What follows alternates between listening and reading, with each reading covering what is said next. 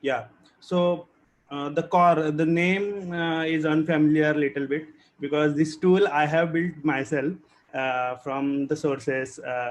But how to use this tool? I found this tool useful in my teams wherever we are using this. So how to use this tool for automating test data, ad hoc test data. Before going to automation, we would talk about what challenges we face during automating ad hoc test data.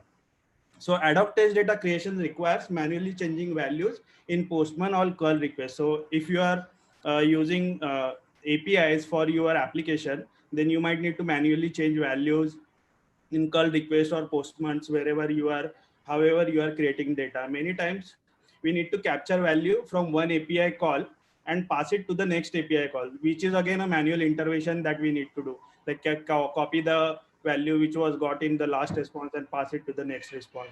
Many times we want to make multiple API calls by just changing few values in the request. So we are hitting series of APIs and we need to change one value at a time. After changing one value, we need to hit next API, and so many. At a times, we want to iterate over response arrays to make equal number of API calls. So, for example, if one API call returns you array of objects, you need to make that many number of API calls and iterate over that array. Change the values in the API calls and iterate over that array. So, which is again a manual task to do. So if you see a lot of places we are doing manual intervention most of the times. So overall it is time consuming, and there are many more other challenges like you need to loop over, you need to condition or something like that. So so for this sake of this talk, I'm going to take a real time example of a shop application. So there is this shop, my shop, which has products, and each product will be in a category. For example, here electronics is a category, and within each category there will be subcategories. For example, in electronics there are mobile and TV subcategories.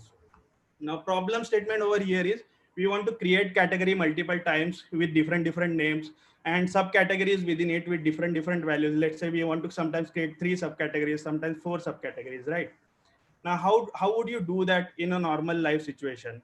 You would definitely be grabbing a curl or Postman or any other API tool, and you would call this API endpoint API slash category with a name as a request body and category name, which I have placed in a double curly braces. You can change that with whatever value you want.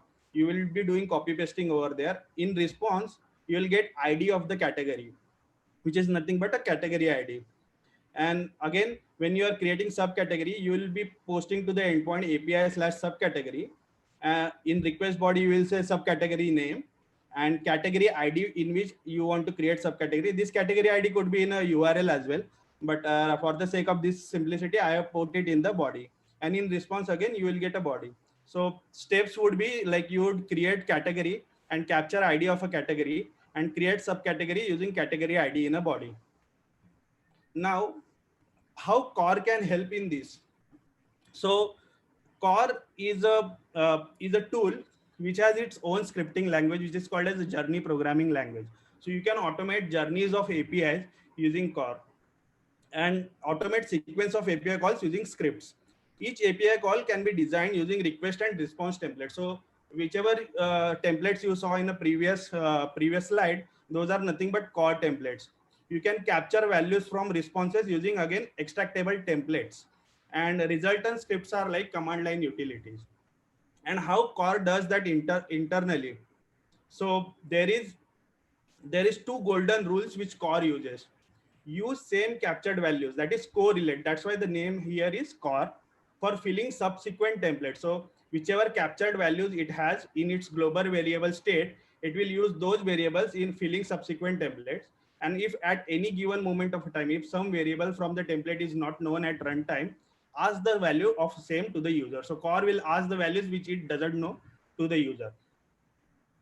So let's take a demo of it. So here is this dummy site that I have created, which has category. Right now there are no categories, no subcategories. Now let's take a look at create category script. which is created in a core. So it has a nice IntelliJ plugin as well.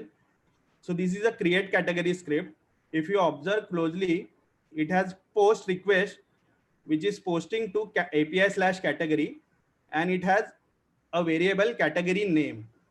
Now category name, we are not defining any value anywhere. So that's why core will ask this to user. And in response, we are again giving a extractable JSON template, and we are capturing ID. Again, we can give headers as well, whichever headers we want to give.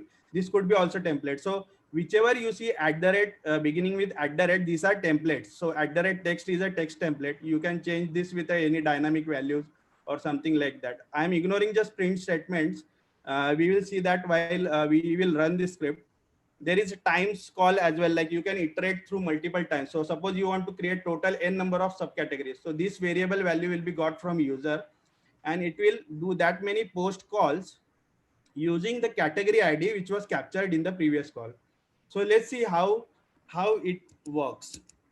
So what I'm going to do is I'm going to run core run -f create. So I have installed core using brew tab. So there is a tab available for installing core, and I have placed this journey in my runtime. Now if I if I enter core run -f create, it is showing me two journeys, create random data and create category. So we were looking at create category journey. It is asking me, please enter value for choice of type long. So I'll choose 2. Now it is executing journey create category, and it is asking me, please enter value for category name, which we said it will ask to user. It has asked me category name. So I will give electronics. Now it is asking me, please enter value for total subcategories. How many categories, subcategories I want to create? I will say 2. Now it will ask me name for each subcategory. For example, subcategory dot name. So I will say TV, and next I will say mobile, and it has created a data. So whichever statements you are seeing are coming from print statements as well. So we can have templatized print statements as well. And let's see over application. It has created electronics. Within it, it has created TV and mobile. Similarly, I can show you another script which is create random data. So core has inbuilt function for randomizing data, concatenating and doing all of this. So this can be used with templates. So we will go into the details of this script later on. First, see how this script runs. So we will create random test data. I will choose first option, create random test data. This is again second journey. That's why it is showing me second option. Now it is saying executing journey create random test data. Now it is asking me, please enter value for total categories. How many total categories I want to create? I'll say I want to create 4 total categories. Now it is asking me, please enter a value for total subcategories of type long. So let's say I want to create 5 subcategories within each category. In one go, it created all data. So if you see, there are 4 categories created, and within each category there are 5 subcategories created. So you can automate your ad hoc tasks. You can ask values to user. You can place certain variables with unknown values, and these values will be asked to user. You can use values. For example, this category.id captured over here is used over here. Similarly, I have used concat statement. That's why it created a name with subcategory index -index. So this is how core can be helpful for creating ad hoc test data. Whichever number of journeys I will be adding, that many commands will be automatically created in your runtime, and core can help to execute those commands using your command line statement. It comes with a web interface as well, but right now I won't go into the details of it. We will save it for our Slack communication. But I hope you will find this helpful, and thank you for giving me opportunity to demonstrate this tool. and I believe this tool will help to do our day-to-day testing as well productive.